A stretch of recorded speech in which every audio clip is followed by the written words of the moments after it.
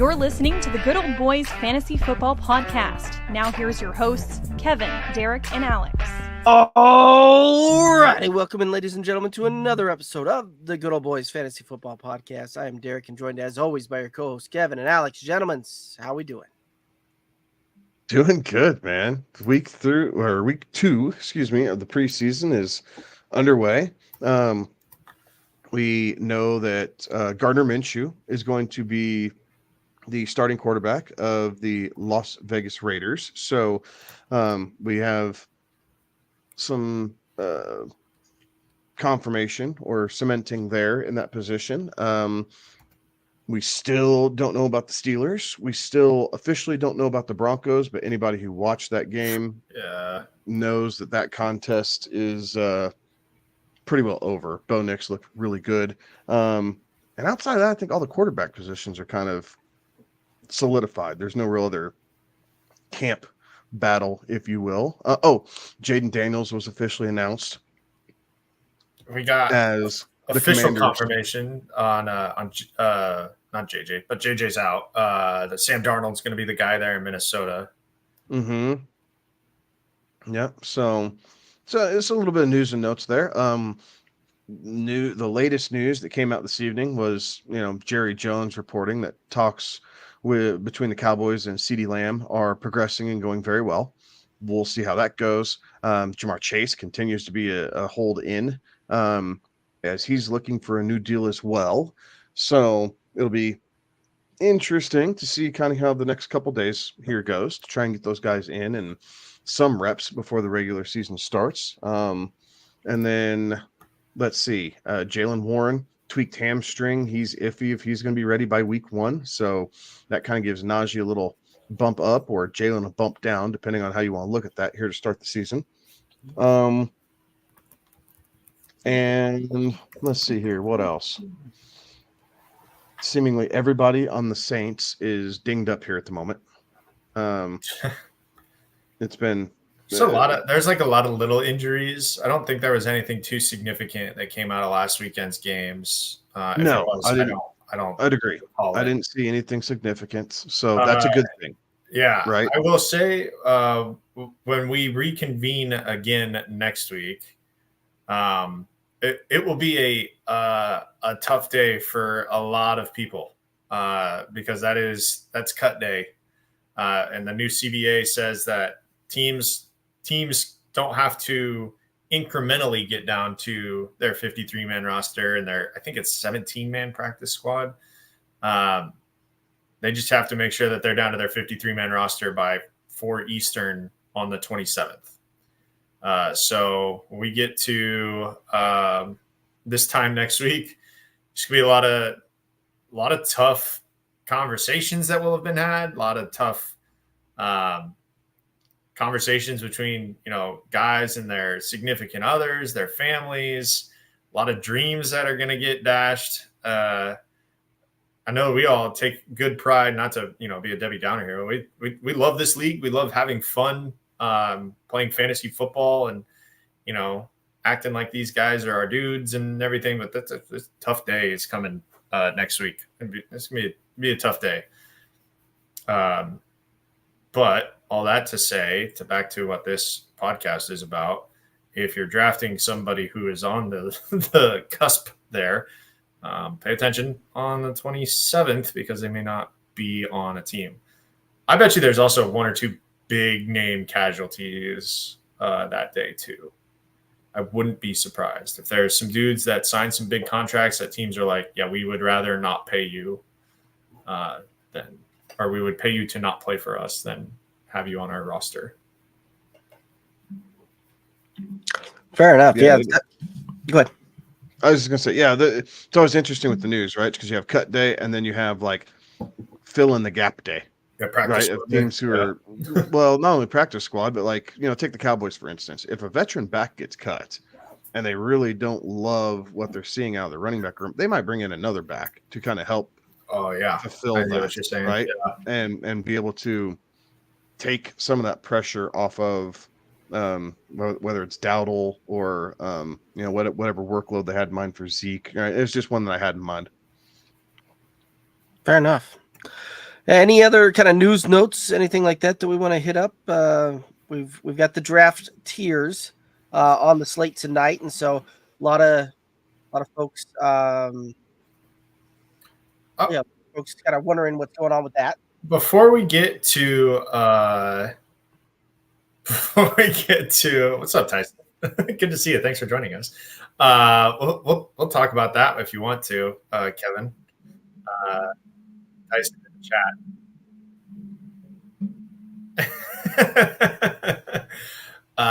Tyson in the chat, Derek, if you want to pull it up before we get to our draft tiers.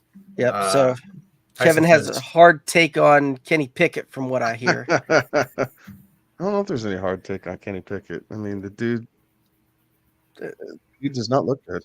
I mean, he had in the preseason. He didn't look good with the Steelers. I mean, there's no hard take about it.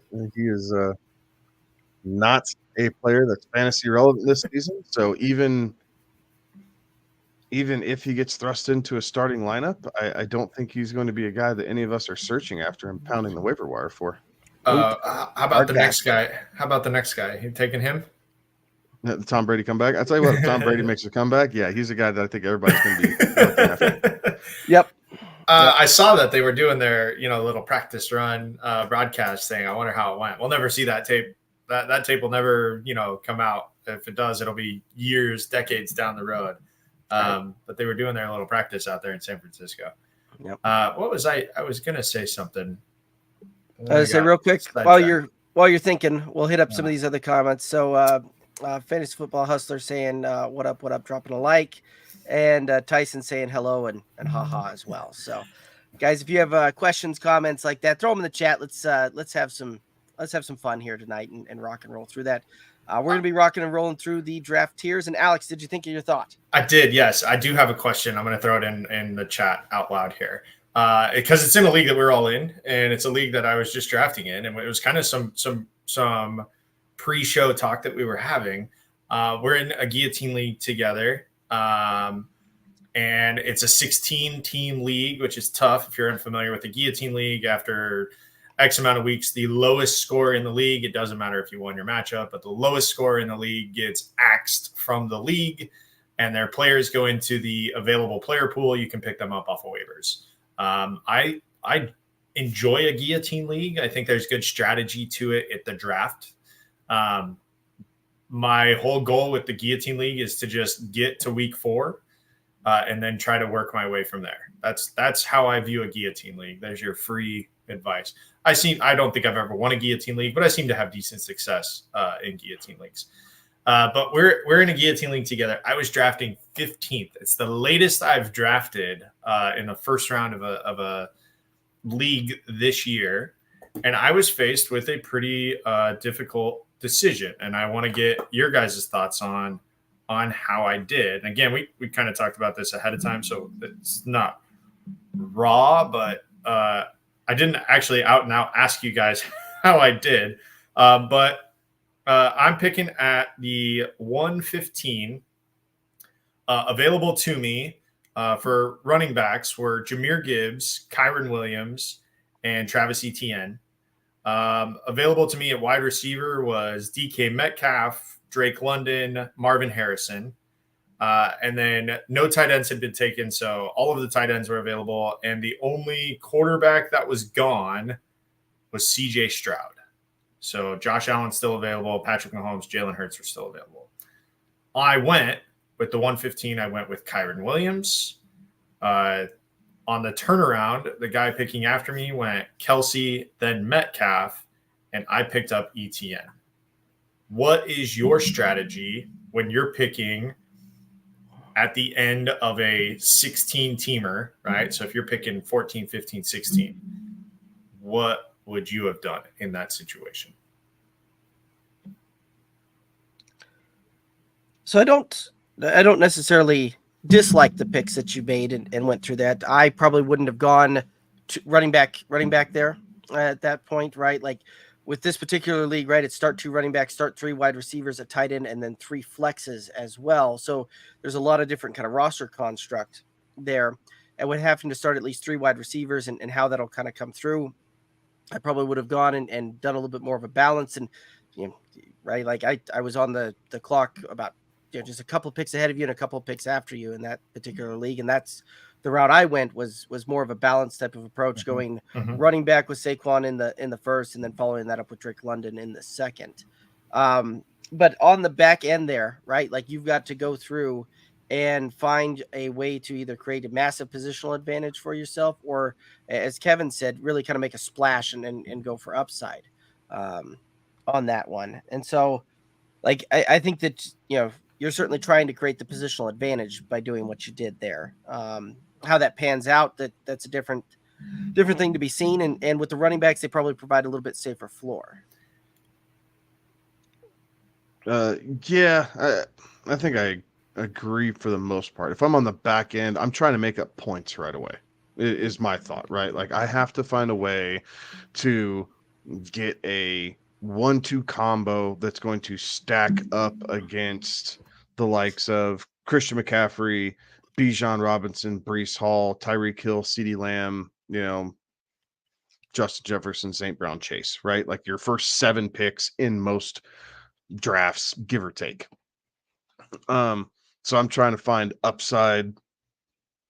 Yes, there's going to be some more risk involved, but upside. So I think for that case, I would have gone on the Gibbs side, only because there's upside, but there's a super safe floor that's built into the upside of Gibbs. Kyron, there's loads of upside. We saw that last year, but there's just enough rumblings about the unknown with Kyron that I've been really hesitant to draft him, like, because then I feel like to draft Kyron Williams, I have to reach at some point to get Blake Corum. Like I cannot leave that Rams running back room open or to someone else if Kyron goes down, because if one goes down, you get a true workhorse out of the other, and that's just how McVay runs his offenses. So I think I would have personally gone with Gibbs, and then seen what comes back around. I don't mind the ETN in the second round, though. I really don't. Like if it would have bought, I would have liked Gibbs ETN more than I would have liked Kyron and ETN, if that makes sense. But you just didn't have any idea. You didn't know what was coming back. Debo. That's really early for Debo, right? That he went there at the turn. Like he has not been going middle of the second round. That's not where Debo's been going, and that's where he got picked in this one. So I found that a little interesting. The same thing, CJ Stroud went 11th overall. Right. Like I found that super interesting. Like not only is this a single single QB league. It's a single QB league, but you're going to take your first overall pick on a quarterback, and it's going to be CJ Stroud. Like go get your guy, right? Like I don't necessarily mind the go get your guy strategy, but you could have easily picked up CJ in the second. Like CJ, even if you wanted your guy. I don't know that CJ would have been there in the third with having 16 teams, but I think if you wanted your guy, you could have picked him up in the second. But what that does is it frees up all those guys we just talked about, right? It frees up Gibbs and Barkley and Jonathan Taylor and DK Metcalf, if that's really where you wanted to go. Like Puka Nacua, I know he's been kind of cooled off on here a little bit, but he's still a guy that's kind of going around that turn. Same thing with Drake London. Again, not necessarily sexy for 11 overall, but I think all of those help create a different type of positional advantage in some ways than going CJ Stroud at 11 overall for your first pick. Right. But we'll see how it pans out for him, right? It's just a different way to build a roster. Like he's not going to have to touch quarterback again until the 13th round. Right. And he may not have to touch quarterback at all in this draft, right? And just wait for. You're going to run it until you wait until the first couple teams get cut. Yeah, and then you find your guy, right? You find another guy come that bye week. Yeah. Like, so it's not a bad start though, Alex. Of a guillotine. Well, thank you. I mean, it was when I went to bed last night. I had talked myself into a plan, and then, as we all know, nobody cares what your plan is. So, or what did Mike Tyson say? Everybody, till I get punched. Yep, exactly. And yeah, so not that I got punched in the face when I woke up this morning to see how the guy in front of me drafted, but it definitely was not how I envisioned my plan going. I thought Gibbs was going to go, so, and that might have been part of the reason why I stayed away from him, is because I had talked myself out of him, because I didn't want to be disappointed when I didn't have him. Yeah, fair enough. I mean, that happens so much, especially in these slow drafts. Like, you talk yourself out of a guy and you're like, yeah, no, that guy's terrible. And then 12 hours later, you're on the clock and you're like, why did I talk myself out of this guy? Like, this guy's still here. Okay, let me try to convince myself to pick this guy. Right. all good. But yeah, and especially on the ends of any draft, like, and you'll start coming up with this here in the next few rounds. When you're on the bookends, you have to reach more just by nature, because there are so many players that come and go in between your picks that if you're sitting, Yep, if you're sitting on the bookends, you have to reach. Yeah, I'm gonna watch 30 more dudes guys before I get to pick again. Exactly. Like I even reached a little bit, right? Like, I don't know that Derrick Henry was necessarily the perfect pick at 210. Going through there in that 16-man league, but I really like Derrick Henry this year, right? We've been talking about this. I could have drafted Achane, but I don't want to share a backfield for my number one running back. Right. So I went with Derrick Henry. Like, he is going to be in a highly advanced offense. They're going to be extremely efficient. They're going to be able to run the ball. He's going to see a boatload of goal line work. Even with Lamar Jackson at quarterback. Like, I still think Derrick Henry is going to see over 300 touches this year. So I decided to go that route and not necessarily have the massive big play upside, but I'm going for touchdown upside because, as I said a couple of weeks ago, I think Derrick Henry could set the single season record for rushing touchdowns this year. Like, I think that much of him. And in a league like this, where it doesn't matter what you do against, it doesn't matter what anybody else does against you. It just matters how many points you can score, right? In a guillotine league, it doesn't matter who you go up against week in, week out. You just need to not be last come week 3 when the guillotine starts falling or the axe comes down, and work your way from there. Yeah, you could be 0-14 going into the playoffs, but as long as you're not the lowest scoring guy, like, guess what? You're there. The great thing about a guillotine league is mediocrity is rewarded. No. Actually, a couple years ago, I actually had one where I started off 0-9, managed to make it through into week 10 before I started picking up players, ended up winning the championship on that one. So it's all about just enough to survive in advance and saving up the free acquisition, budget type of thing, and being able to maximize that in those type of leagues. But that's where it gets fun, is the fab too on the guillotine league. It's so much fun. Yeah. I like those different leagues. I know we've chatted before about different types of leagues and stuff. I recommend a guillotine league is one that will keep you engaged. It's not terribly hard to learn the rules of, but I just explained it to you in 30 seconds. Whereas some of these other leagues can get a little in the weeds with what the rules are, and famously, if you don't know what they are and join the league and then throw a hissy fit when you don't know what the rules are and leave the league, that'll happen. You were actually invited back to that league. Oh, that's what that was this year? Yeah. That's funny. I think a guillotine league is kind of fun if you're looking for like a different type of fantasy football experience. Guillotine leagues are really, really fun to do. Just takes a little bit of paying attention, not only from you but the commissioner as well, if they need to pay attention to drop the axe. Right.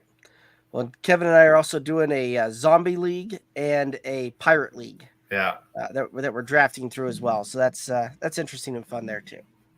The coolest thing about this zombie league is there's been a bunch of crazy value. That's come to. So Jordan Addison might be suspended a couple games. We'll see. Right? Court gates might get pushed back. Like, there hasn't been there hasn't been any real news about this as of late. And I get it. Sam Darnold's the quarterback. It's not nearly as sexy with Kirk Cousins, but he's still going to see 85 targets, right? Like, I think that's a given. Jordan Addison is going to see at least 85 targets. And he fell all the way to 12-9 before I picked him up. And I mean, most leagues he's going 9th or 10th round. And this league he fell all the way to 12. Like, I wasn't planning on taking Addison. Like, I looked at him. I picked Lad McConkey over him. I was like, okay, yep, I like that. And then I went through and I picked Nick Chubb over him. And then he was still on the board back when I came back up in the 12th. And I was like, yeah, okay, I'll take it. Like, I mean, at this point, he's my 5th wide receiver. I don't necessarily need the guy. But if something happens, if Cooper Kupp goes down, right? If Lad McConkey, he has an injury history too. Like, no one's talking about this. Lad McConkey was dinged up a lot at Georgia. Like, he's a great football player and a great route runner. He was not always healthy. So now I have an option, at least, of a very talented young wide receiver. You just don't know about your quarterback. Right. Hey, real quick, as we did talk about some injury news from earlier, but it didn't make it into when we were talking about injury news. And it may not be significant because it didn't happen at a game, but it did happen in practice. I'm still fairly connected. I shouldn't say connected. I still fairly follow news out of Minnesota. And Jordan Addison had a pretty significant ankle sprain that was suffered in practice. So, like, yeah, he might get suspended. He also now has an ankle sprain that he's dealing with. And as you guys know, ligament injuries, you can't rush them back, right? And a ligament with a guy like him, hopefully it doesn't keep him out for too long. It looks like week or two, so he may be available for week 1. But O'Connell expects him to be ready for the start of the season. Yeah. But is that what a coach is saying? Anyways, all of a sudden there in Minnesota, it's like Aaron Jones, Justin Jefferson. If Addison misses any time, Jalen Naylor, like Josh Oliver at receiver. Hell, Robert Tonyan might even sneak his way into this roster and work into that. You got to be licking your chops if you're a Jefferson owner with this, though, because if that does happen, absolutely, they're going to find a way to give Jefferson 15 targets a game through the first couple of weeks. And so, like, Justin Jefferson's, like, his value goes just through the roof. Whether or not Sam Darnold can get it to him. Was he Ghosts? He was Ghost guy, wasn't he? Yes. Well, as long as he doesn't see any of those purple ghosts up there in Minneapolis, I think it'll be great for JJ fans, or Justin Jefferson fans, not JJ McCarthy fans. But yeah, as Minnesota fans who are every year end up heartbroken because their expectations are so high. And they are never met. Even when their expectations are low, they're still not met. It seems like the doom spiral was starting in August this year when they found out that, okay, JJ McCarthy got hurt, then Jordan Addison got hurt. It's the doom spiral started early for the team in purple. Fair enough. I do have a question coming in on Twitch. Hayden over on Twitch asking 10-team full PPR. Joe Burrow, Isaiah Pacheco, Kenneth Walker, Jamar Chase, Nico Collins, David Njoku, Drake London. Thoughts? I like the start. It's a good start there. Is this the order that you drafted them in, Hayden? I highly doubt that. I do too. Because I think you probably have to go Jamar Chase. Jamar in the first, then Pacheco in the second, I'm guessing. Yeah. Or London in the second, Pacheco in the third. No order.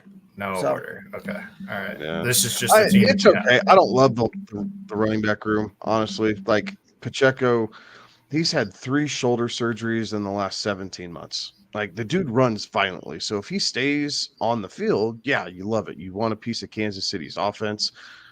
But I don't know if Kansas City is going to be running the ball as much as they have the last 2 years. Like, I think that they brought in all this speed between Xavier Worthy, Hollywood Brown, the fact that it looked like Rashee Rice is going to avoid a suspension of any type here in the 2024 season. And Travis Kelce, like, Mahomes has the best cast of weapons around him currently that you could argue he's ever had. From top to bottom here. So they all say that they want to stay balanced, but I don't know how much you're actually going to see him run the ball. I think you could see the old Andy Reid, 60-40 split towards the pass at best. I do like the Drake London pick. I've been coming around on that, and I'm probably late to the party on this, but I like Drake London with Kirk Cousins. Like, I just like Kirk Cousins can keep receivers happy. We saw it in Minnesota, and if we get a full season of Kirk Cousins, now we don't know if he's going to be, looking over his shoulder with Michael Penix, but I like Drake London there. Yeah, it's a solid team. Certainly some good upside there. It's one of those that we'll certainly still have to wait and see what's going on with Jamar Chase as the season approaches. You had Chad Ochocinco coming out saying that he believes that would Jamar may not step on the field until a contract's done there, and those things have seemed to stalled out there a little bit. So it'll be interesting to see what that kind of looks like. But overall, I think you've got a really good base and a really good start to this team, and certainly some good upside. Some beefing up in your running back room if you can find some. Yeah, but where they're probably at in the draft right here, right? Like, I'm assuming this is probably still going on, but David Montgomery's still probably likely out there. Mm-hmm. That would be a great guy to kind of target there. You could go after and target a Chuba Hubbard. Like, he's going super late and incredibly undervalued in a lot of drafts out there. So that could be another one that you could go through there. You take a piece of whoever you feel in the Dallas running back room is going to go, whether it's Dowdle or Zeke, and just kind of which way is your flavor there. But those could be some other options to kind of beef out that running back room that you're not really having to press the draft pick there. If Mostert's still hanging out there too, that's criminally undervalued running back right now. Yeah, Mostert's another guy that I really like going late there too. That's a good point. Any other thoughts on this one? No, I don't think so. All right, awesome. Good luck, Hayden. Yeah, absolutely. Let us know how that pans out. We're live every Tuesday night. So, he's saying all of those running backs are picked up. Hayden, okay. Hayden, shoot us kind of the running backs that are out there on that one. Just interested to see what's still there. So, alrighty, let's. Hey guys, if you have any questions, comments, throw them out there. Let's go ahead and chat about them. Let's talk about them. Let's rock and roll there.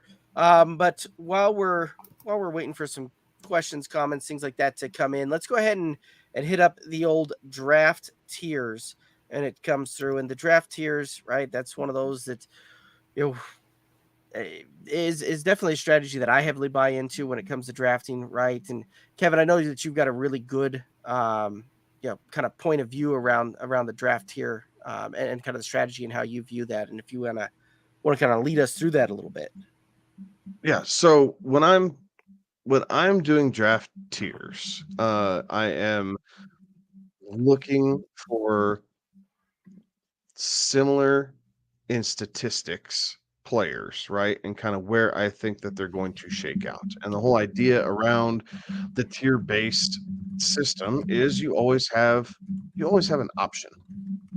So I know we're going to start out at quarterback here, kind of in our list. And so I'll kind of briefly just kind of give some highlights, right? Like if you are waiting on quarterback slightly and say, you missed the boat on the first guys because you're waiting until late, you kind of have your eye on Brock Purdy, and the guy right in front of you snags Brock Purdy.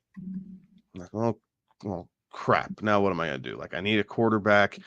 Do I go to a different position, punt it another round? Is there a guy right around Brock Purdy that I could like also? And I feel like that's going to be, statistically equivalent.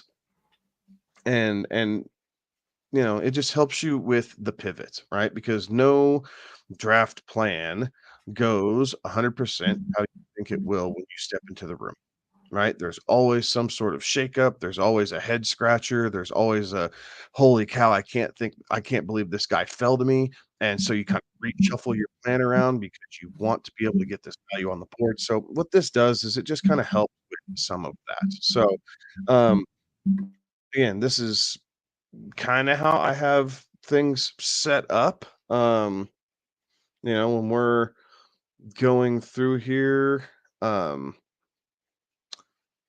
exit full screen. Let's see if I can do this. Uh-oh. Share screen. I'm gonna see if I do this right, guys. So if I bust this up, I'm sorry. Bingo. Share. Okay. So this is essentially what I'm doing when I'm breaking out players, and I am trying to decide where I have these guys sit. I will color code. I don't care about their pre-ranking. You kind of have an idea of, your rankings or where some of the top affiliates might have them ranked. And what this does um, is it just kind of gives you an idea of where they might go in the draft. Obviously, your draft room better than anybody else, especially in home leagues. So it may not all fall the same. And so as I'm looking at this, I have color coded. Well, I have Dak up here in this tier with Lamar, Jalen, Mahomes, and Allen. We talked about this last week. I think Dak is a top 5 fantasy quarterback. He led the league in touchdown passes last year. The Cowboys are going to get CeeDee Lamb signed. The Cowboys also do not have a very strong running game. So they're going to have to throw a boatload to be able to stay in games and win them. So because of that, and because of how he has performed statistically over the years, down here, he's a value, right? So I don't have to necessarily reach or draft Jalen Hurts, Patrick Mahomes, Josh Allen, Lamar Jackson right away. I can wait because to me, I have Dak kind of in that same tier. So you can pivot if you want to, right? If you don't want to wait on Dak because you don't like what else is around, you could take a step into these tiers, right? Stroud, Anderson, Burrow, Love, Murray. All these guys are highly efficient passers. They have good receiving cores, and you have a mix of legs, right? Richardson can use his legs. Jordan Love will a little bit. Kyler can use his legs as well. So you have some rushing upside, even if you don't know exactly what you're going to be getting out of the arm in reference to Anthony Richardson specifically. So this is what I'm looking at when I'm going through tiers is I have it, kind of broken down. Quarterbacks, running backs. I'm still working on this a little bit, so forgive me. Wide receivers, tight ends. Like it just kind of helps me guide as I'm going through a draft board. And then what I'll do as I get closer, especially to our home league draft, is I'll kind of combine this list and do a true like top 100. Like how many tier 1 players do I have and what is their average ADP? So I kind of have an idea of where to chart out. And the goal is I want as many, bright green players as possible. Bright green is my number 1 tier across the board. Right? So, and if I can't get a bright green, I want a regular green. And just so on and so forth. So this is how I break down tiers. This is how I stay fluid within drafts. And that way there's never any panic, especially in some of these where you have a 1-minute clock or even a 30-second clock on like Underdog, right? If you have this kind of broken out, you're not just scrolling through ADPs of a website. You can come in with a game plan and a plan on how to react and overcome any adversity that comes your way in a draft room. Yeah, no, absolutely. And as we kind of go through this, let's we'll kind of go through and talk about each of our tiers and how we kind of see that and how we have that broken down. We'll start with the quarterbacks there. And when looking at the quarterbacks, Right, Kevin kind of showed us how he's got that broken down with kind of that first 5 guys there. Alex, how about yourself? How do you kind of view these tiers? Yeah, I'm the first 4. So my tier is Allen, Mahomes, Hurts, Jackson. And then my next tier down, I've got Stroud, Richardson, Burrow, Love, Murray, and Prescott and Dak. And the reason why I do like quarterback to me is one of those where I have I separate. I see that there's clear separation in my mind as how I look at quarterbacks. I think there is a clear separation between the top 4 and then those next 5, 6, those next 6. But I don't see too much separation in those tiers, right? So like that's how I have them broken out in that those top 4, any of those top 4, in my opinion, can finish QB1, right? And those next 6, any of those guys, I think, can finish QB4. I think, yes, they could go as high as QB2, but I think a lot of things have to go right for them to finish QB1, right? So that's how I kind of look at it with quarterback. It's different for the other positions. I don't view it as I think it's much more fluid in the other positions than it is for quarterback. But because there's only 32 of them, right, in theory, we'll probably see maybe 40 quarterbacks throughout the course of the season. It's easier to separate them out. So for quarterbacks, for me, it's those top 4, Allen, Mahomes, Hurts, Jackson, and then the next 6. And then really the guys from 11 to 21, hodgepodge, right? I think any of those guys could finish as high as a QB1 overall. So QB 12, 11, really anything from like QB 6 to QB 12.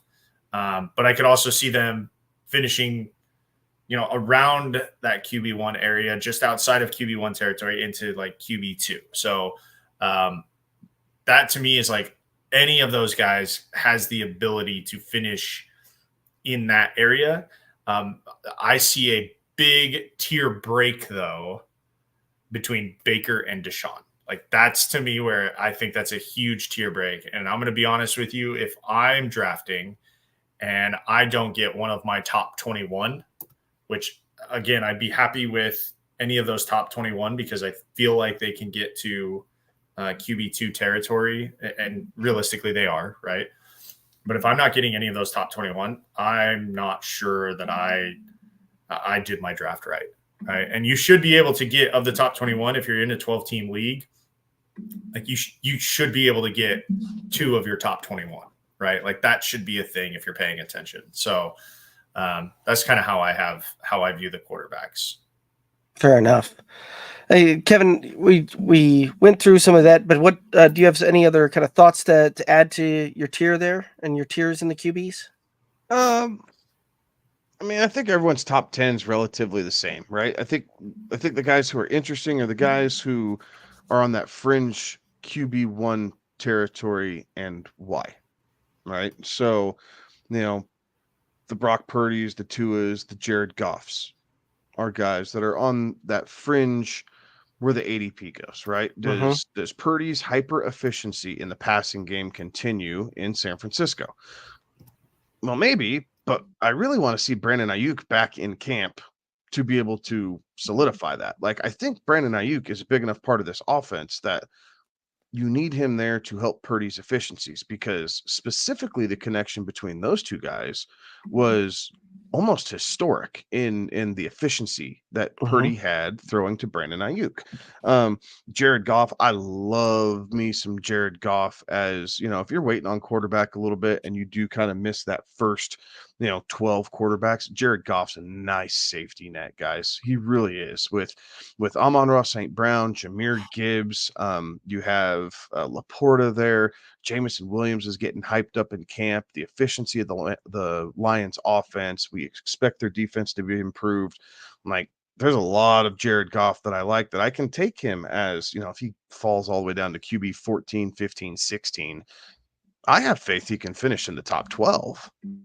So, I can sit on that and rest. And then as you get further down, where you made your cutoff was interesting, because I see that cutoff, and I actually have it broken down there too. It's Baker Mayfield is a tier cutoff for me. So I agree with you there.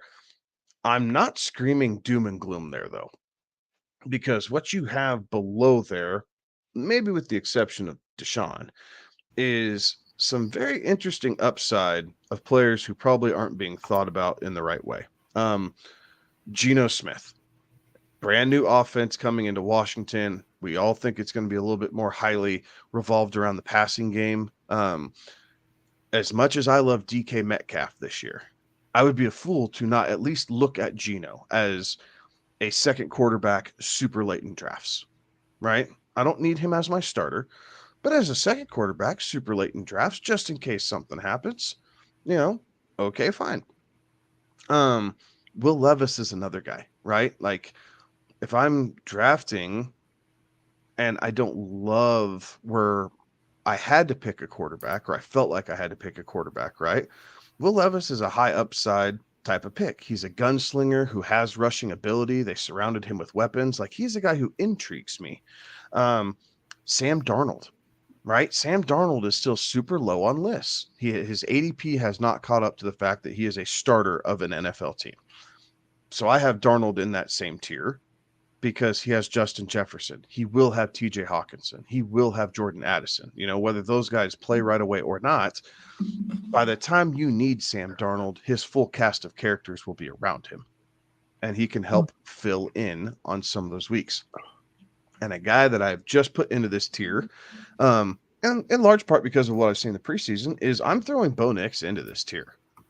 Like, what he's done, being able to stay composed, the fluidity with the first team players that we saw Sunday night gave me, some promise from a fantasy aspect that the Broncos are not going to be, 2 runs, a short pass, and a punt. Like, they're going to try and drive the ball down the field a little bit more. They're going to try and hit that 7 to 12 yard split that Russell Wilson refused to live in. And Bo Nix also likes to use his legs a little bit. So there's some built-in rushing. So I threw him in that tier as well. So for me, it's the tier that I'm not touching at all, right? I'm not touching any of these guys. And Derek, I know you're going to have a little bit of heartburn with one of them because we've had conversation around it. Not a lot, but just a little bit. Is I don't want the Pittsburgh quarterback situation. In a dynasty league, I will take Justin Fields. In a redraft league, I don't want any part of it. I don't want Derek Carr in New Orleans. I don't want Bryce Young. Bryce Young needs to show me he can do this before I'm even thinking about stashing him on a roster. Drake May's another one. Like, I don't love, and yes, he can run too. Like, and I understand this for people who talk about, Jaden Daniels and love him. Drake May ran just as much as Jaden Daniels. I am very well aware of this. This is a New England offensive philosophy thing that I have a problem with. It's not Drake May. I like Drake May. I don't like him in New England. And then Gardner Minshew and Daniel Jones. So Daniel Jones, because the lack of offense around him, regardless of whether he's using legs or not. Gardner Minshew, only because I'm not convinced that he doesn't have a short leash. Yes, he was just named the starter in Las Vegas, but I'm not convinced that he has this massive long runway that he's going to be able to, start all 17 games in Las Vegas. So I don't know why I would want to worry about that. Right. So that's kind of where I'm going. I'm not drafting these guys. Like, and I don't think people are. But I'm not even really looking to pick up these guys. I will make trades before I have to go into this realm as a starting quarterback on my fantasy team. Fair enough. Yeah, really kind of all the guys that you listed there, that very last bit. The only time that I'm picking those guys up are in best ball type of formats, right? Where, taking them as my third quarterback type of situation, or in a super flex and taking them as my third QB type of situation there, right? Like that's the only time I see really any kind of any value for that, or why they should be on a roster construction that I'm working on there. My tiers are similar, but also a little bit different than what you guys were just rocking and rolling through there. So I've got kind of a 1A and a 1B almost is kind of how I'm viewing that, right? The 1A would be the Josh Allen, Jalen Hurts, Lamar Jackson, the guys that we typically see continually kind of up there in the top 3. 1B would be guys like Patrick Mahomes, Anthony Richardson, Dak Prescott. So kind of see those guys in that same kind of deal there. And when you're looking at that, right, being able to take Dak Prescott in a much later capacity than any of those other 2 guys, like that is certain value. And then kind of that second tier would be CJ Stroud, Joe Burrow, Jordan Love, Kyler Murray is kind of how I see that one. Brock Purdy through Trevor Lawrence would be kind of that next tier. Justin Herbert through Baker would be kind of my next tier break. And then you're kind of looking at that. And if I have passed on the top 21, I'm looking through and I'm really kind of picking my spots when I'm doing that, knowing that if I'm in a single QB league, I'm probably having to pick up 2 of these guys and do a quarterback by committee type of approach. And I'm playing the matchups and going through that. But a lot of the guys that you just mentioned through there, right? The Bo Nix, the Geno Smith, the Will Levis, you're really kind of liking those guys as that kind of very last tier and trying to do a little bit of a quarterback by committee type of thing there. Any other thoughts on the waivers or on the tier breaks there? Alrighty. Awesome. Let's go ahead and hit up the running backs here real quick and kind of break through some of the tiers and kind of move through that. What are your thoughts here on some running back tiers? So for running backs, I have a clear top 3.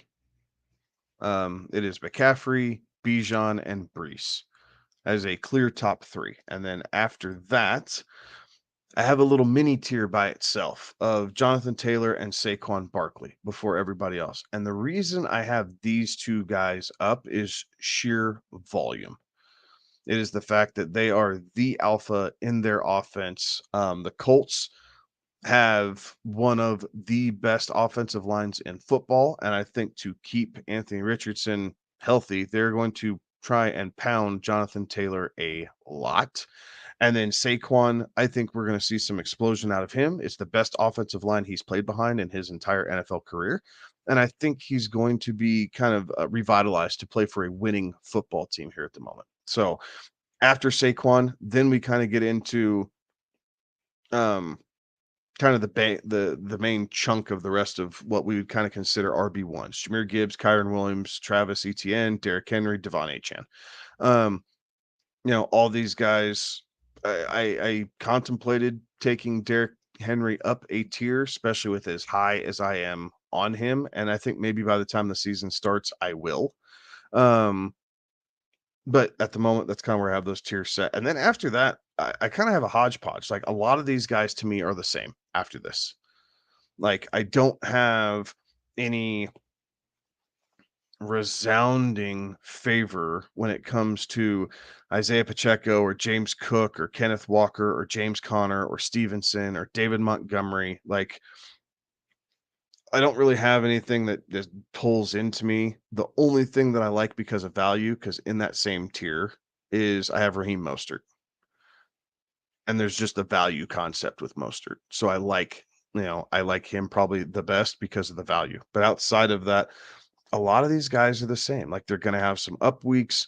They're not necessarily dominating these backfields by themselves, or maybe they have some injury history that I'm being a little weary of. Maybe I just feel like their offensive philosophy isn't going to be conducive to fantasy relevance, right? Ramondre Stevenson, I think he's going to see a crap ton of touches in New England this year.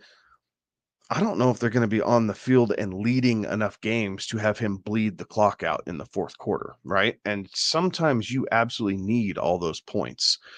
Maybe it's a good thing because he does have some decent hands, so he'll be catching some more passes later in the fourth quarter. So maybe he kind of balances itself out. That remains to be seen. So, I definitely kind of have a top group of 10 that I really like. I'm going to make sure that I have at least one, if not 2 of these 10 guys, depending on the situation and what the draft board kind of looks like. But I'm definitely going to end up with one of them. And then I will kind of worry about filling in the rest because so many of these guys for me do blend in together a little bit. Yeah. I'm kind of right there with you. I have my top three, right? McCaffrey, Hall, Robinson. And then this next tier, I do think that there's a tier break. I don't know that it's significant, but I do think that there's a tier break in a way that, again, if those three are gone, I'm going to look other places first before coming back to this to see where I'm at with what's available. So my next grouping is Jonathan Taylor, Saquon Barkley, Jahmyr Gibbs, Kyron Williams, Travis Etienne, Derrick Henry. And again, I think that I'm not as, I guess, thorough is probably the word as Kevin is and Derrick. I'm a little more loosey-goosey with my rankings. But I think that, again, any of those was six that I've named again, that they have the ability to finish up there behind those top three. I think those top three are very clearly right now the three that are going to be the three at the end of the year if they stay healthy. And then I get a little weird with this next tier of mine because I don't know how to do it. And honestly, the more I look at it, I'm not sure that I'm entirely in love with this tier that I have here, but I'll tell you what it is right now. It's Achane, Pacheco, Jacobs, White, Cook, Mixon, Walker, and then I've included Mostert in there, which is weird that I've got two guys from the same team kind of in that second tier, but I do like Raheem Mostert's upside. I think he is the featured back in however you can feature a back in Miami's offense, right? Like he is the first option. I think Achane's going to get his, but I don't know that Achane, I don't think we get 16, 17 games out of Devon Achane. I also don't know that we get, double-digit touches each week out of Devon Achane. I think it will average double-digit touches over the course of the games that he plays. I just don't, week in and week out, I think that's going to be tough. Devon Achane is going to be a best ball darling this year. Like, that is what he is going to be. He was a best ball darling last year too. But so it's tough for me in a redraft to really hang my hat on him because I'm not sure how much we're going to get of him. I'm not sure how much, when we do get of him, that we will get out of him. So that's that group for me. And then I've got that next tier of Kamara, Jones, Connor, Ramondre Stevenson, and David Montgomery. I think that Montgomery still kind of has that backfield. Like, look, we know that Jahmyr Gibbs is going to get his, and maybe last year he was just learning the ropes a little bit. And Montgomery, who's still very serviceable. And you know what coaches love more than anything? Consistency. And that's what David Montgomery gives you. He's been consistent. He was consistent in Chicago. He's been consistent so far in Detroit. Like, coaches love consistency and reliability, and that's what David Montgomery has been for that Detroit coaching staff. So I like him there, and maybe I'm a little too high on him. That might be to my detriment. And then I got this next bit of DeAndre Swift, Zamir White, and Najee Harris. I haven't gone beyond running back 25 yet because it's gross and scary, and I don't know, I don't know where to. It's going to take a lot of time to really look at and piece out where you think some of these guys are going to go, because I think it is kind of a hodgepodge after that, where it'll be dart throws, and there will be dart throws that land, but there are going to be some absolute just misses after that.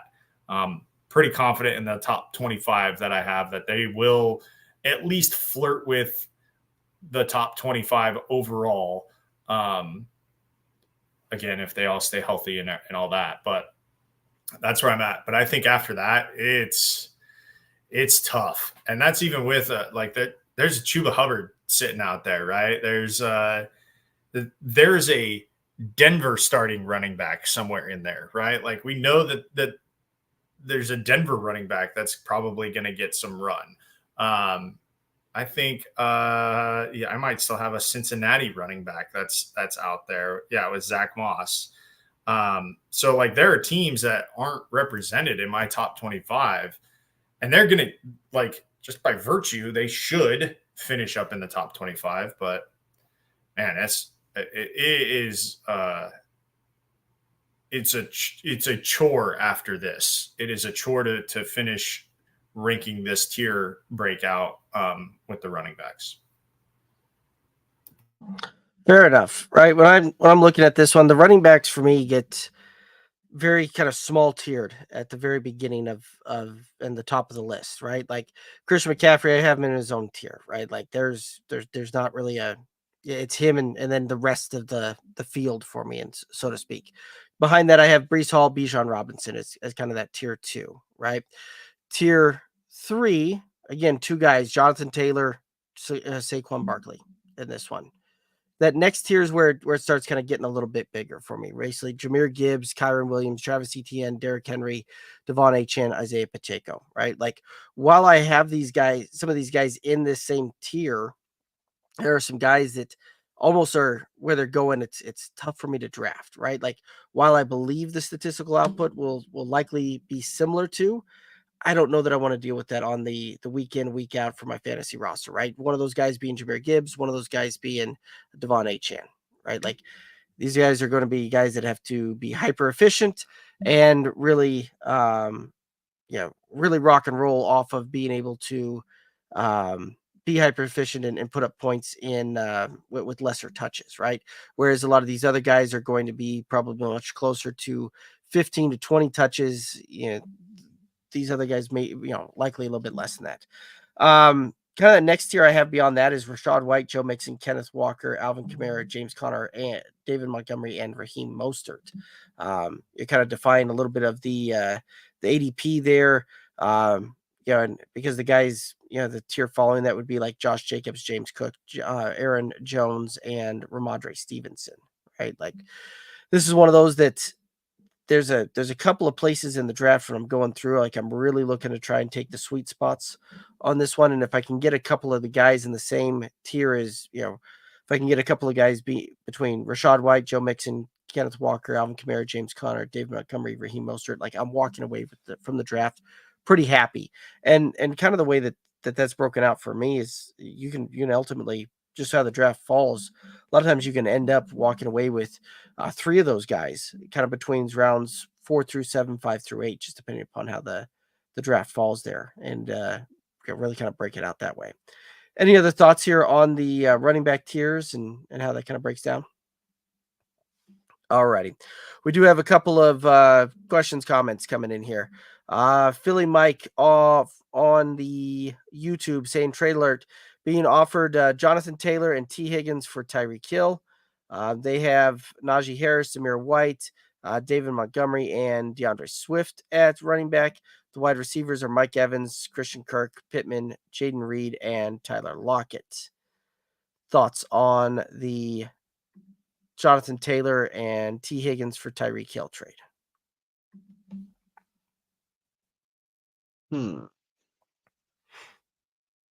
Sorry, I'm going back through and I'm looking at this.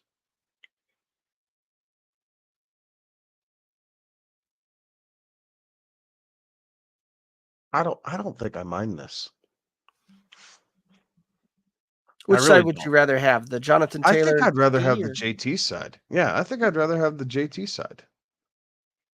Like, you're still getting first round talent in Jonathan Taylor, albeit the back end instead of top end. But I like T. Higgins a little bit more than what a lot of people, I'm not going to say anybody, but what a lot of people are talking about him on, especially the longer this Jamar Chase contract thing holds up.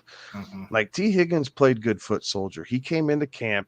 He didn't want to sign that franchise tag. He wanted a long-term play. And this is going to be his time to ball out if Chase decides that he's going to try and draw a line in the sand here. And I think I'm okay with this. Like, yes, you'd love to see Tyreek.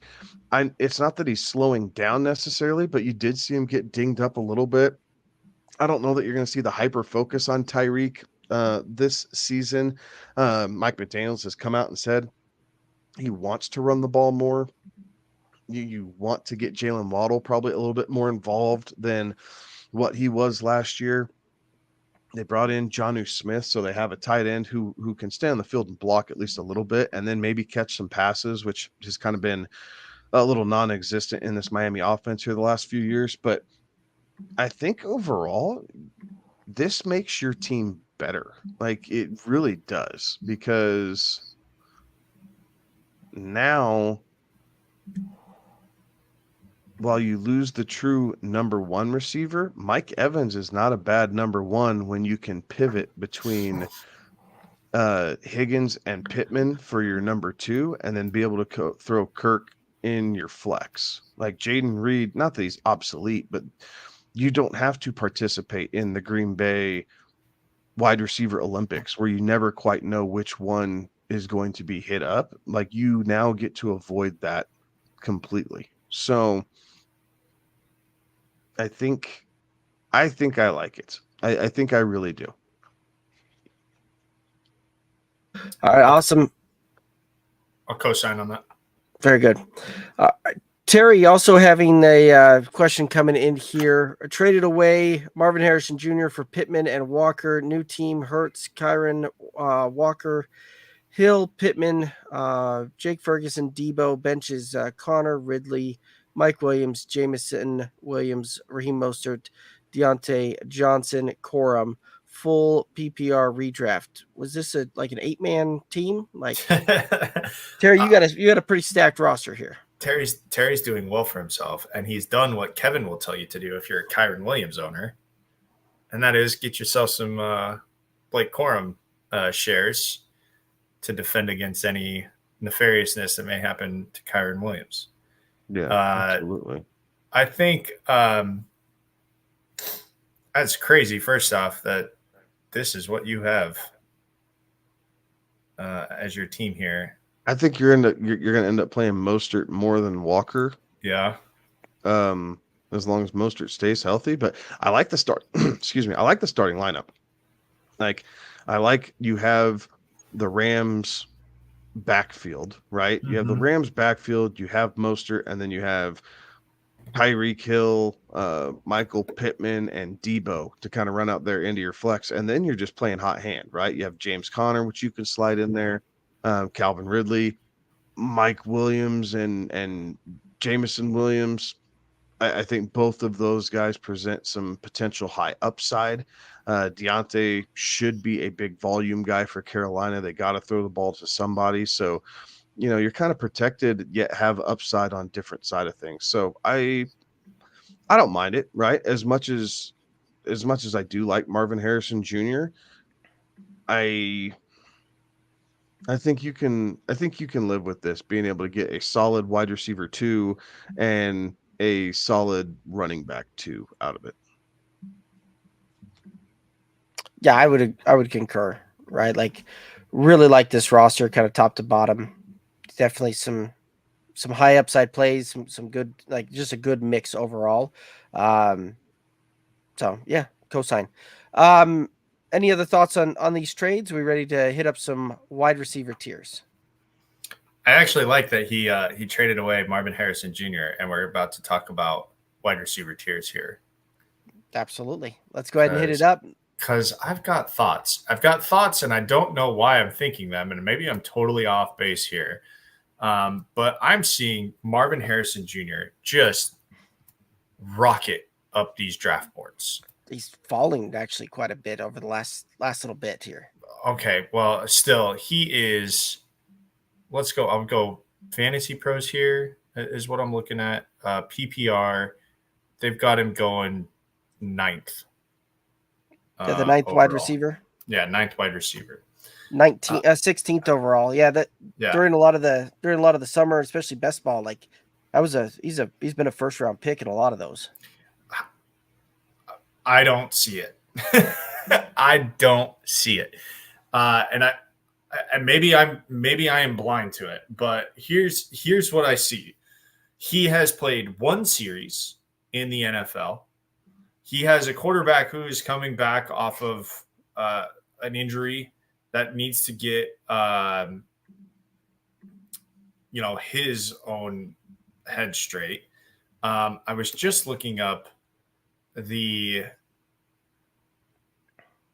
receiver room there, the depth chart there in Arizona. And I get it that people are excited about a rookie, but there isn't a lot. So I'll give him that. There isn't a lot in terms of the receiver room there for Kyler, but man, I just do not see Marvin Harrison Jr. being the 9th receiver overall. So in my draft tiers for wide receiver, I have the top 5. I have 5 guys.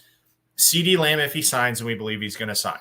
Tyreek Hill, Justin Jefferson, Jamar Chase, if he signs, and we hope he's going to sign. And Amon-Ra St. Brown, I've lumped in with those 5. I think any of those 5 have the ability to finish wide receiver 1 overall. I think the next grouping I have, and I think I need to break this out just a little bit more as I'm looking at it here. But the next grouping that I have, I think are guys that could finish wide receiver 1.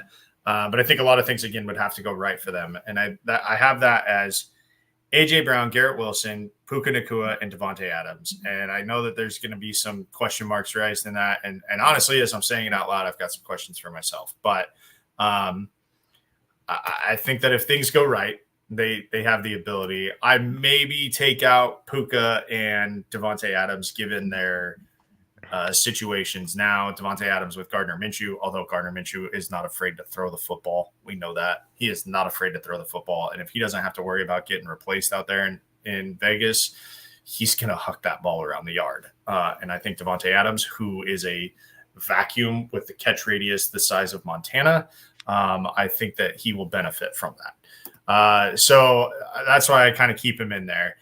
Puka, his stats are different when Cooper Kupp's on the field.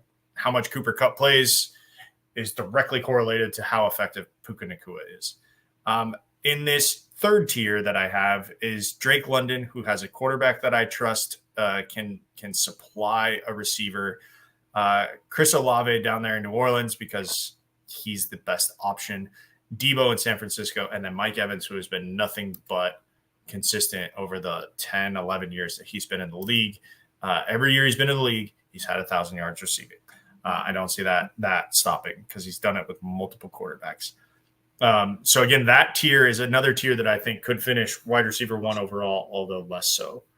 And then I break it out from there. Marvin Harrison Jr., Nico Collins, Brandon Ayuk, Cooper Kupp, Jalen Waddle, and DK Metcalf. I think that's the tier break for me. That's okay, we are going to look at something else before we go back to these receivers. And then I've gone to top 25 here. So my last grouping is Pittman, Moore, Diggs, Devonta Smith, Malik Neighbors, and Amari Cooper. I could be convinced to throw a T. Higgins into that grouping as well, depending on what this situation is with Jamar Chase.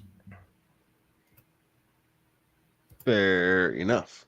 I think mine are set up a little bit different. I have a top 7, right? So I have CeeDee Lamb all the way through Garrett Wilson.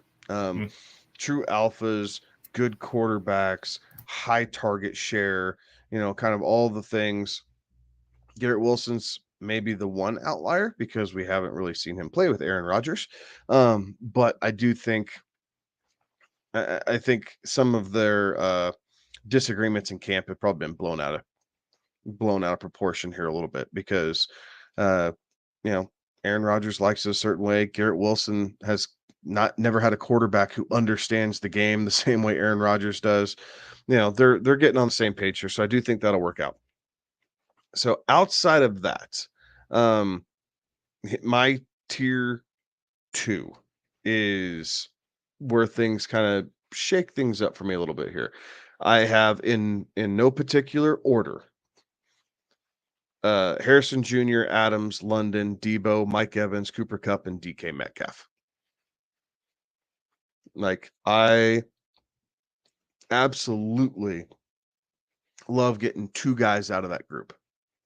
And in 90% of my drafts, because of where they're spaced out ADP wise, I can get 2 of those guys. I don't have to force it.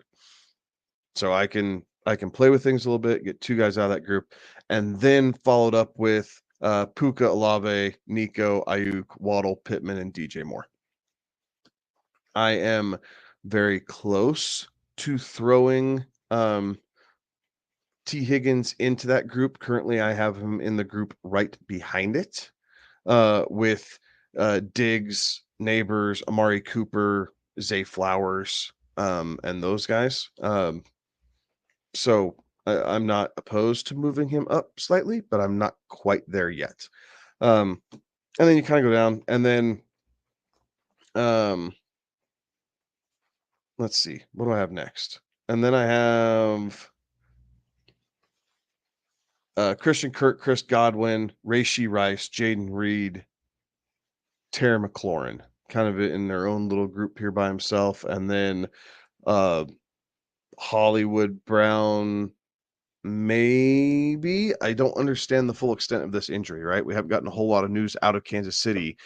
So I think he could get pushed back up into this list with Rashee Rice, but I have him in the next tier down with him and Xavier Worthy, Deontay Johnson, Christian Watson, Lad McConkey, and Jackson Smith and Jigba. So I kind of ran through whatever it was, 70 different, or excuse me, 45, 50 different receivers right there. But again, within that group, I didn't list a Courtland Sutton. I didn't list any of the Buffalo wide receivers, and one of them is going to be coming up in this list, right? So it's not a perfect list, right? We're trying to massage through things and see how things go. Like, I do think that Courtland Sutton finds a way to be a top 25 wide receiver. So I need to figure out how I'm going to justify that. Like, I probably need to put him in that same tier with Christian Watson, Xavier Worthy, and Deontay Johnson is probably where I really need Courtland Sutton. So again, a little bit of tweaking going along there, but these guys, again, they're all kind of grouped together for the same reasons, whether it's volume, whether it's route run percentage, whether it's efficiencies. Some of them are yak monsters. Some of them have a knack for the end zone, but total points wise, those groups are kind of where I see some of these players being lumped in together, where I can find some value. Even if I don't get the first guy in that group, I can, okay, like that's fine. I can wait around. Like, I do not have to grab Marvin Harrison Jr. in the middle of the second round. I don't. I can wait until the third and grab Debo, or I can wait until maybe the fourth and grab Cooper Kupp. He's coming up a little bit. So by the time our home league drafts, that may not be the case. But, that ideal situation, it gives me a little bit of play, but I have a round bonus that I can play with. And so I don't have to force any of those guys in the second round, because I know at least one of them will fall to me in the third, and quite possibly two, and then I'll be able to make a selection off of it. Yeah, no, I like that. The and Cooper Kupp, right? Like, was one of those that you could routinely get in the fourth round, and I've seen him starting to sneak up in the third and even into the second in some of these drafts recently here. So certainly on the come up there for sure. As far as my tier goes, kind of have it broken down to the first five, right? With CD, Tyreek, Justin Jefferson, Jamar Chase, Amon-Ra St. Brown, right? Like, see that kind of as the elite tier of wide receiver there for fantasy. And then following that up, for me, it's really kind of AJ Brown, Garrett Wilson, Puka Nacua, Marvin Harrison Jr., Devontae Adams, Drake London, Chris Olave, kind of is my next tier in there.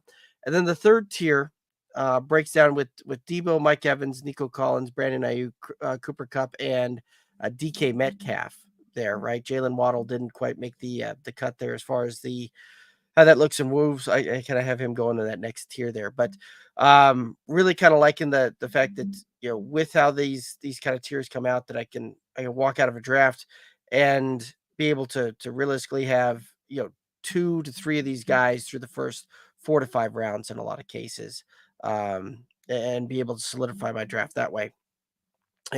Next tier up would be like Jalen Waddle, Michael Pittman, DJ Moore, Stephon Diggs, Devontae Smith, Amari Cooper, T. Higgins. Really kind of see these guys as another kind of really good group of receivers here. Following that up, kind of last tier that I have prepared for tonight would be Malik Neighbors, Zay Flowers, George Pickens, Tank Dell, Terry McLaurin, Keenan Allen, Christian Kirk, Chris Godwin, Calvin Ridley, and Rashee Rice. So and in this particular tier that I just named off, there's a tremendous amount of value for your fantasy drafts and your fantasy rosters when it's all said and done there. Any other thoughts on these tiers? All right. So Mike let us know that he would be on the Taylor and Higgins side of that. let him know that we like that trade, but there's a counter that comes through. Things move fast. Things move fast in these fantasy streets, and so the counter is he's offering Taylor, Higgins, and Sutton for Tyreek Hill and Tyler Lockett. I would say do that. Yeah, I'd smash the button even faster at that point. Yeah, I absolutely still do that. I like Sutton more than Lockett. Mm-hmm. Again, he's not overly thought of, but he is the number one option in a team that's going to be trailing in a lot of games. And Bo Nix is a not necessarily a gunslinger, but he is a guy who is a highly efficient thrower of the football. He trusts his really right arm. What he is. Yeah, he does. he trusts his right arm. But he doesn't always put it in bad situations, right? Like, right. He's not careless. Right. He's actually really efficient and pretty damn accurate. So I like that. I like that for you a lot, Mike. I would accept that and go ahead and just go into the beginning of the season knowing that you've done everything that can to start the season off on the right foot. Obviously, things are going to pivot. The lineup by no means is a finished project, or because there's always injuries, or you never know what kind of crazy move one of your league mates will move and drop a player, and you got to make a decision because you really like him or whatever. But I think to start the season, your roster looks very good.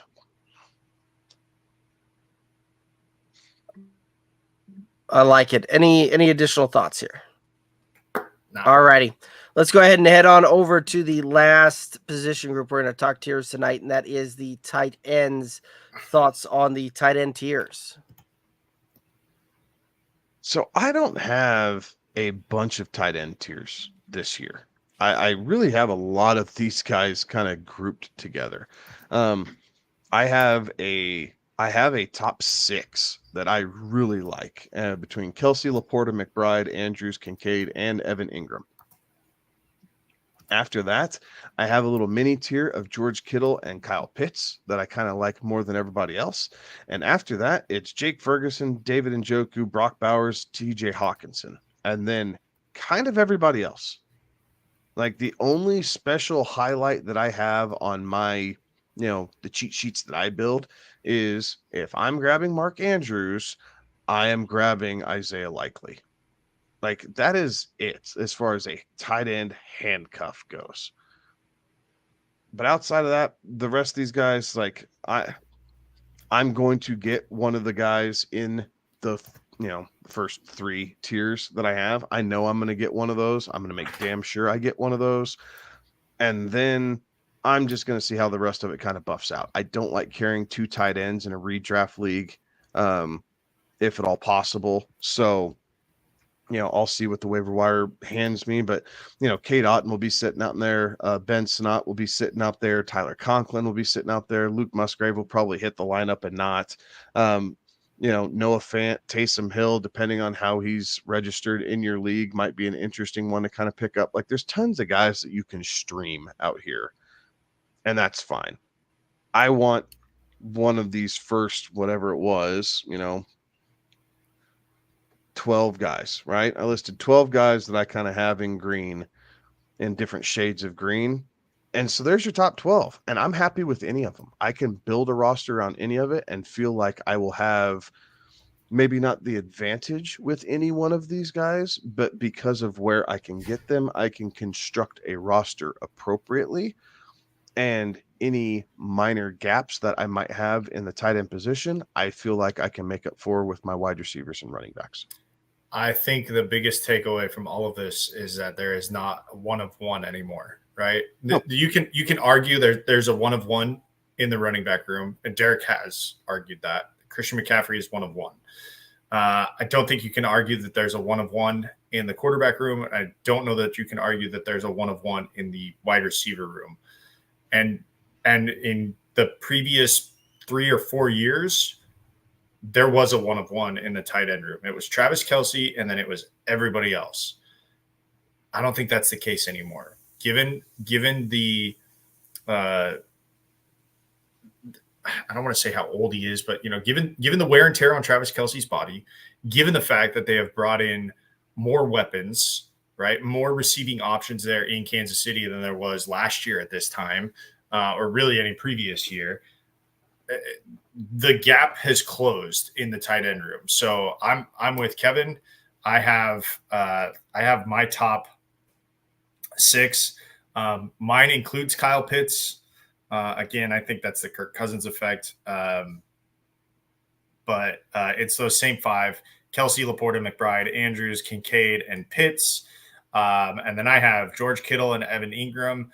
I'm not super high on George Kittle. If you go back and look, like, George Kittle has 1 or 2 really, really good games, and then there's just kind of been a lot of meh out there for George Kittle. So I'm not super high on him, and maybe it's because I'm a scorned previous owner. Go ahead. The only reason I'm really keeping an eye on George Kittle is Brandon Ayuk. Sure. Okay. Yep. If Brandon Ayuk re-signs, I completely agree with that. There's too many peaks and valleys. Like, best ball, yes. Redraft, not my cup of tea necessarily. But if Ayuk doesn't sign, and the 49ers do end up dealing him before anybody does a draft, Kittle stays firmly right there, like absolute firmly right there with Kyle Pitts, because now there's a little bit, you kind of have the same deal, little bit of upside, little bit of unknown, but still a key component in that offense. Yeah, my third tier, I have Jake Ferguson, David Njoku, Brock Bowers, Dalton Schultz, and Pat Freiermuth. I don't care who's playing quarterback in Pittsburgh. I do think that the tight end will get used, right? I do think that if it's Russell Wilson, if it's Justin Fields, I think the tight end gets used there in Pittsburgh. So I think he's kind of quarterback proof. That doesn't mean that I think he's going to finish tight end 1. I do think that he finishes that he's got a chance at being in the top 12 as we get to it. I'm iffy on Goddard. I'm scared of Hawkinson because I think he's going to miss more time than what we're being led to believe. I'm scared of Hawk because I don't want him until week 8. Well, right, which is when you're going to get him, because I think that he's not going to play. Good with that. Like, and I know that, right? Going right, in, I'm right. Okay, so you're going to have to really draft against that. It might be week 7, right? Their bye week is week 6. So maybe he takes through the bye week and comes back week 7. I'm okay with that. So whether I'm streaming tight end for the first couple weeks, whether I go ahead and I grab a Ferguson and then double tap with Hawkinson pretty close into each other. And really, there's still 25 picks in between the two. So there's still 2 rounds of difference. So I don't even have to double tap it. So I'm okay with that. But I like the idea of being able to look at TJ Hawkinson down the home stretch and towards the playoffs and go, you know what? This is the option. Like, and I'm perfectly fine with that. And then finally, I think Luke Musgrave is poised to have a big year again, but man, that's tough with the mouths that there are to feed there in Green Bay. And if you have Mark Andrews, you're probably going to want to keep your eye on Isaiah Likely, as Kevin said. Fair enough. I sat there and I started doing the tiers, and as I was going through there, I realized that there's a lot of these things that I just wouldn't draft as far as these tiers kind of go, right? And so my first tier is Kelsey, Laporta, McBride, right? I think that's kind of how that will shape up there. Tier 2 is going to be Evan Ingram, Mark Andrews. Tier 3 is Dalton Kincaid, George Kittle, Kyle Pitts. My tier 4 is going to be Jake Ferguson, David Njoku, Brock Bowers, Dalton Schultz. And then that 4th tier being like Dallas Goedert, T.J. Hawkinson, Pat Freiermuth, Cole Kmet, Luke Musgrave in there. But really kind of when I'm looking at this thing and I'm thinking about how I would want to construct a roster and go about that, right? Like, there's a couple of things that I'm picking my spot in the draft to look at tight end, right? Like taking a tight end in the 7th round, really okay with that. Looking to go like Evan Ingram there, right? Because I've put together a pretty solid roster at that point to it, right? If Evan Ingram doesn't fall to me there, okay, cool. I'll kick that can on down the road, pick up, you'll probably do a double tap on kind of the back-to-back there and go TJ Hawkinson, Dalton Schultz there, allowing Schultz to get us through till Hawkinson comes back, and then we just kind of plow ahead on that one there. But this is a this is a position group that quite frankly I am okay and not having a top tier kind of guy here, and really just allowing the chips to fall where they may, and even stream the position if having to. Any other thoughts on the tight end tiers? Alrighty. We do have a couple of questions in the chat here. Tyson over on YouTube, Dynasty, sell high on Josh Allen along with Evans and Adams for Burrows, Neighbors, and a 1. Can't win this year, trying to cash out on wide receiver before they lose value. Josh Allen's value can only go down. Tough schedule, not many weapons. Allen could regress and Burrows should improve. QBs and wide receivers are Allen, Penix, McCarthy, Marvin Harrison, Amon-Ra, Evans, Adams, Wicks, and Palmer mainly. Thoughts on this trade? I don't think I hate it. I understand the logic behind it. And I think, scrolling down here, Evans and Adams for Burrow, Neighbors, and a 1. But why can't you win this year?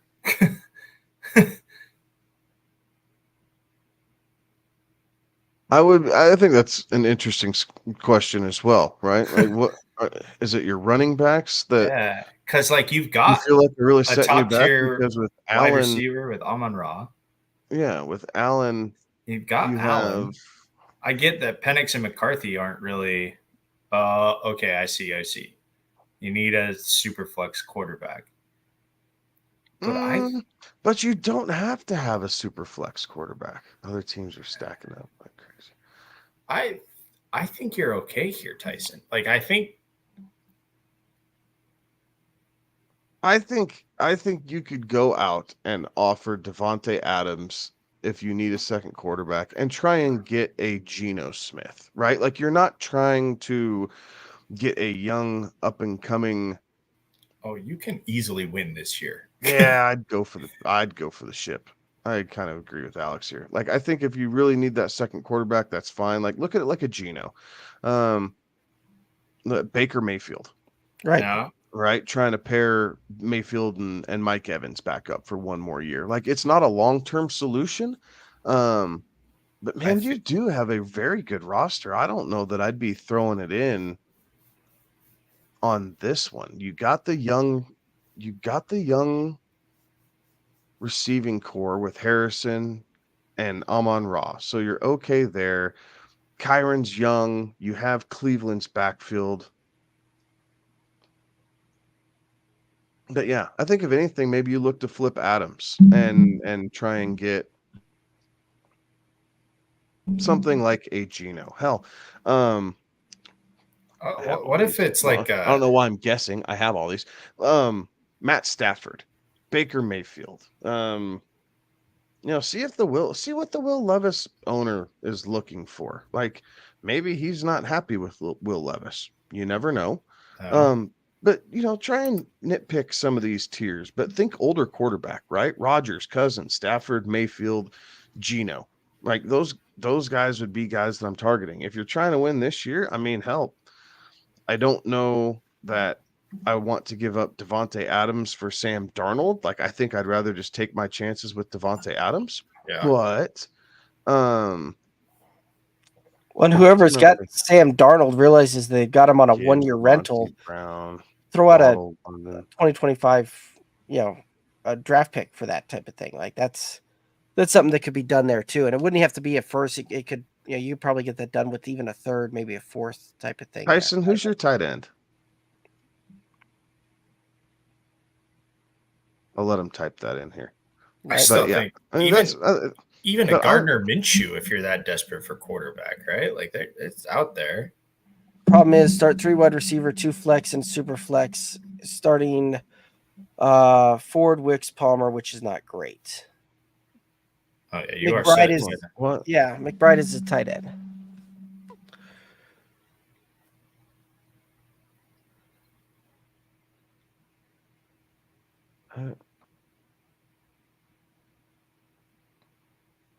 So you're starting. How many running backs are you starting? Because I'm looking just at 2. right? Okay, I mean, I so get it. He's starting all those receivers. He's starting Harrison, Right. St. Brown, Evans, Adams. You have McBride. You have Allen. So it's the Palmer piece. Keep a hold of the Dontavian Wicks, man. There's been some crazy underlying stories with how good this guy is. Mm-hmm. It's just opportunity, but once he gets it, like there's been a lot of rumors going around that as soon as he gets a true opportunity, he is just going to blow up. I see the point, Tyson. I see the point of saying I don't have the depth to compete. What? But man, do you? This could be one of those two, right? Like Devontae is right, like an older receiver. You could go out and try and flip him for somebody that's actively pursuing a ship right now, right? Because he could be a big piece there, and see if you could get a guy back like a Cortland Sutton, a Curtis Samuel. These are guys that could have some pretty good jumps here this season, and try and pair it up with a quarterback in one of those kind of lesser tiers there, right? The Sam Darnold's of the world type of thing, right? Like there's a chance you could try and pair something up like that, and that gives you the some added depth that fixes your super flex type of situation there, and still gives you a starting wide receiver that you could roll out there. As far as the trade there, if that 2025 first round isn't an early first, you're losing value on that one. I'd agree. If it's not guaranteed one Top through three. three, Yeah. I don't think it's where you want it. Like, yeah. I don't know that I think I wait to see how the season starts out. See how other teams get. If you're looking to try and flip one of them, try flip Adams is where I'd start, just because that's the shakiest quarterback position that's tied to it.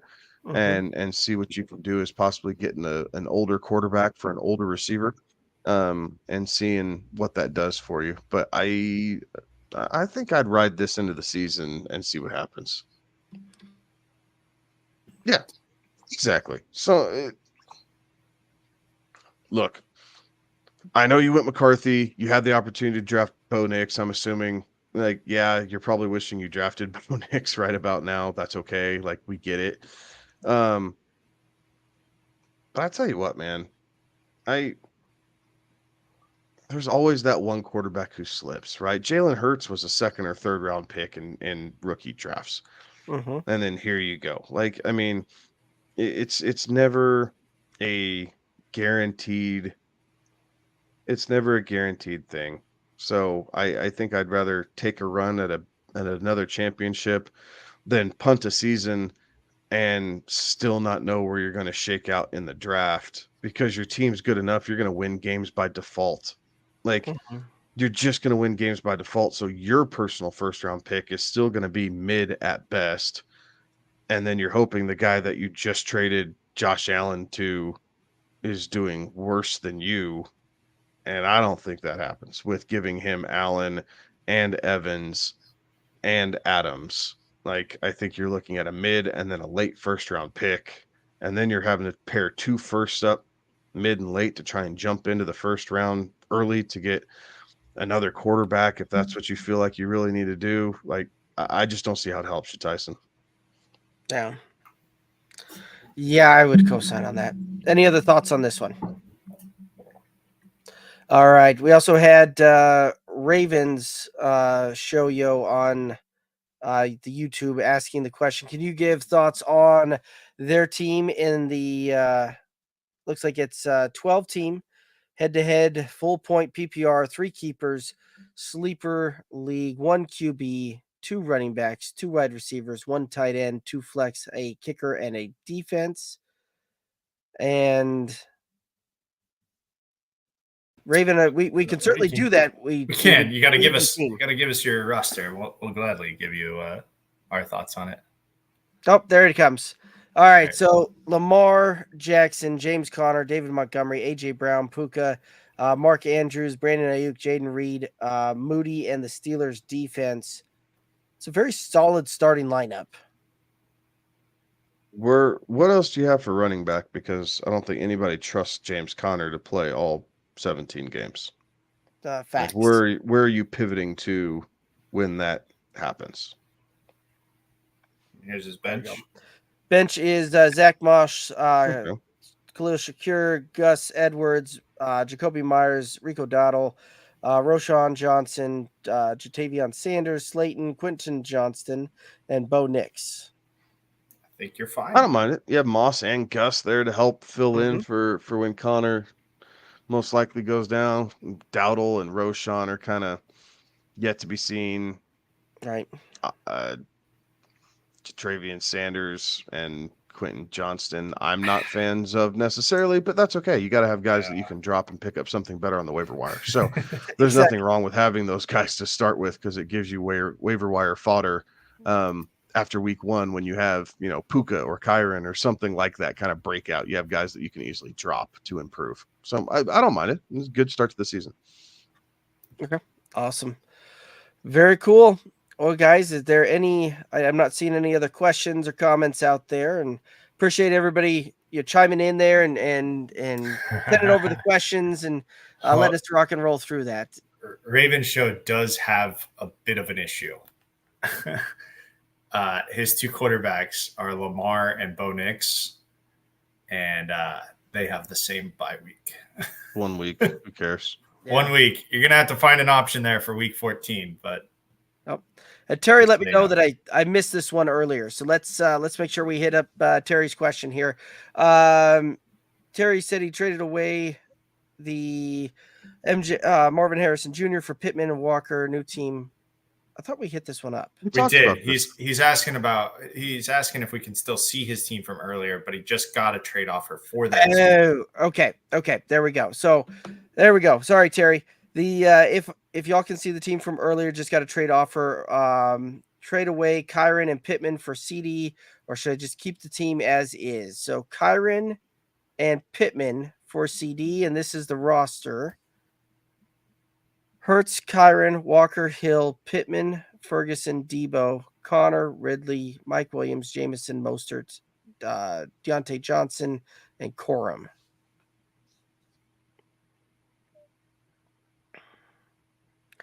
The only problem with this one, but Terry, with this, doesn't he get? It's really Jonathan Taylor, right? If he takes the other one, or am I getting? That was Philly Mike's. That was okay. Yeah. So Terry would be trading away Kyron and Pittman, who he just acquired. Which I like the CD acquisition there, right? And like you can really do some kind of crazy things there when you've got Tyreek, Debo, and CD as your 2 wide receivers and flex.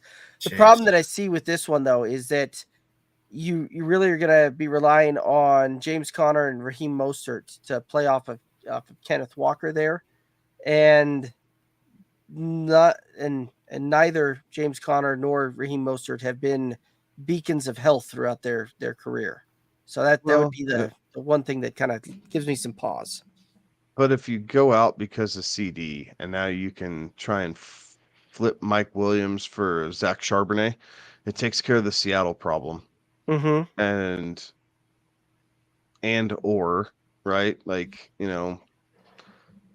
a Jameson Williams, so something, right? Like, hold on, let's go back through here.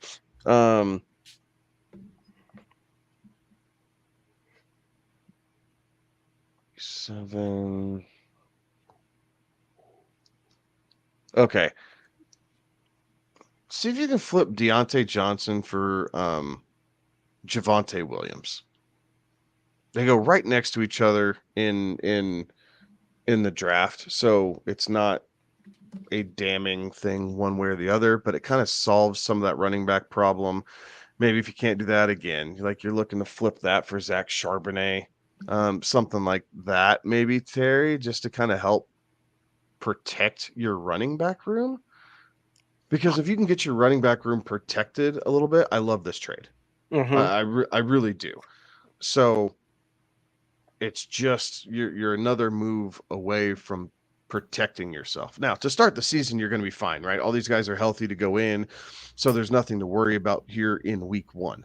But it is something that you're going to have to keep in mind that, you got to find a way to protect it between Connor, Mostert. Yes, he's a little bit long in the tooth. So you want to look for a Gus Edwards, a Brian Robinson, Javonte Williams, something, maybe even a Devin Singletary, as unsexy as that is, a guy who's going to see a lot of touches, who doesn't really have an injury history per se, just to help soak up some of that roster space that you will probably need throughout the season. Yeah, I would agree. Any other thoughts on this one? All righty. Well, that's going to take us down here to the end of it. Appreciate everybody, tuning in and sending in the comments and the questions and allowing us to rock and roll with you tonight. But guys, any final thoughts out there for the viewers and listeners? Love seeing all the interaction. Thank you guys so much. Good luck drafting. Good luck as we head into week 1 here in just 2 short weeks. Derek and I will be coming to you live Friday nights. Alex, are you going to be able to make it happen sometimes this year? Or is work still kind of getting in the way of our fun here on Friday nights? As long as I live in Texas, where Friday night is king, I ain't going to make it here. No, I ain't going to make it. Fair enough. That's all right. That's all right. You get 2 out of the 3 of us, though. So we're looking forward to those. Those are some really fun shows because we get to, really get into the roster stuff. And yeah, we talk some betting lines and some things that we like, but it's a lot of waiver wire talk and the nuts and bolts that kind of help build and push your team forward here throughout the season. So we're looking forward to that. But hit us up at Good Old Boys FF wherever you consume your social media content. Please head over to YouTube. Go ahead and give us a like, hit that subscribe button, turn the bell on so that we guys can get the notifications, because we are coming to you twice a week here, coming very shortly. So if you can't get enough of them boys, we're coming at you 2 times now. Awesome. Alex, any final thoughts out there? No, I'm excited we've got one more show and then the home league draft. And I know that the first week or the first show after the home league draft is always a fun one. We'll tell everybody to tune in and we can explain our rosters and go through an actual draft instead of a mock draft. But then we also have actual, games to talk about that week too. So it'll be fun. Start getting into how we're seeing conferences and all of that, kind of line it up and shaking out there. So that last Tuesday before the season kicks off, always a fun one. You know what I didn't say, and we didn't say at the start of the show? We made it. There is meaningful football on this week. And if you count CFL, there was already meaningful football on last week. But we made it, boys. We got college football kicking off this Saturday. The long, arduous summer is behind us. Especially disappointing if you can see the shirt that I'm wearing. Disappointing one for those of us that support a certain hockey team that did not make it very far this year, or as far as we would like them to. But yeah, we've got college football on Saturday. They got that game in Ireland, but yeah, we made it. All righty. Well, that's going to do it for the boys tonight. Thanks for everybody for tuning in. He's Kevin. He's Alex. I'm Derek. Have a good one. Be safe. Toodaloos.